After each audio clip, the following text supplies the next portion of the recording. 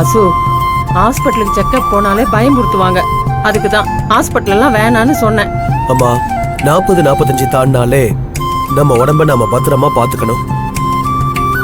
6 மாசத்துக்கு வண்டியை ஒரு தடவை சர்வீஸ் விடுற மாதிரி நம்ம உடம்பையும் செக்அப் பண்ணிக்கணுமா? அந்த காலத்துல இதெல்லாம் ஏதுடா? 100 வயசு வரைக்கும் வாழல. அப்ப சாப்பிட்ட சாப்பாடு செய்யற வேலை எல்லாம் அந்த மாதிரி இருந்துச்சு. அதனால உடம்பு கெடாம ஆரோக்கியமா இருந்துச்சு. இப்ப அப்படியா? எது எடுத்தாலும் கலப்படம், சுவாசிக்கிற காத்து கூட விஷமாயிடுச்சு.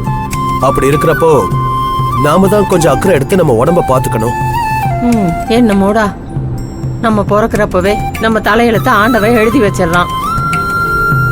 இருக்கிற வரைக்கும் யாருக்கும் எந்த தொந்தரவும் இல்லாம போய் சேர்ந்துடணும்பா, அவ்வளவுதான்டா.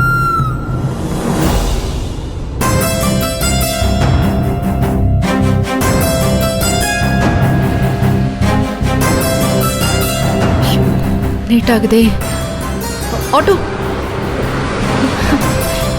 இன்னைக்குன்னு பார்த்து ஆட்டோ கூட கிடைக்க மாட்டேங்குது. ஹலோ, எங்க வந்துட்டு இருக்கீங்களா? ஆமா, நான் கடையில இருந்து கிளம்பிட்டேன். இப்போ ஆட்டோக்காக வெயிட் பண்ணிட்டு இருக்கேன். நான் வந்துருவேன்.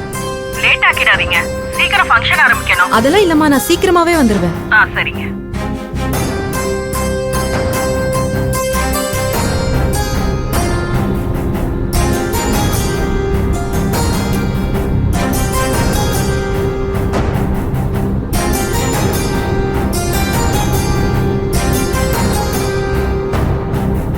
டேய் வாசு, கொஞ்சம் வண்டியை நிப்பாட்டு.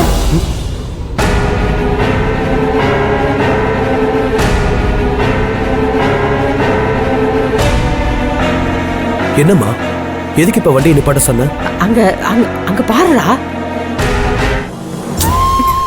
ஆட்டோ கிடைக்க மாட்டேங்குதே. வினோதினி நிக்கிறா பாரு. என்னன்னு போய் கேப்பண்டா.